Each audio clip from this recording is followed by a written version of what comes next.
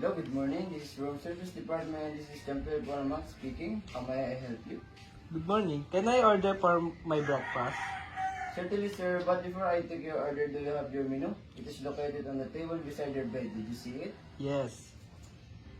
Okay, sir. May I know your name and room number, please?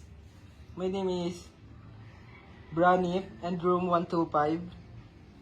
Okay, sir. If you're ready to order, may I take your order now? Can I order a continental breakfast, one regular coffee, and one muffin?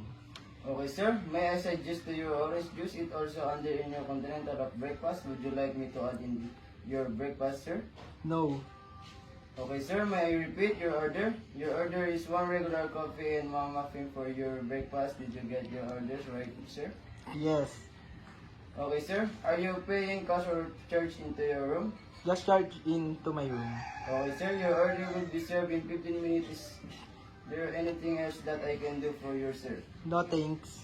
Okay, sir. Thank you and have a nice day.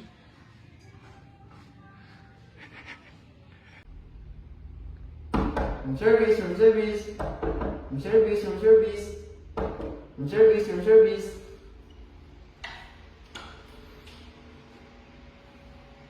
Good morning, sir. Are you Brian from room 125?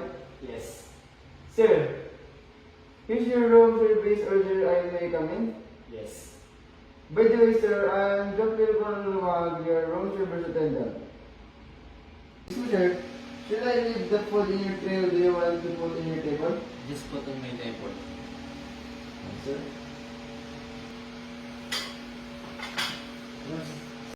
Excuse me, sir, do you want to open your curtains to brighten up? No. Oh, sir. Excuse me, sir. Here's your breakfast and your regular coffee and muffin.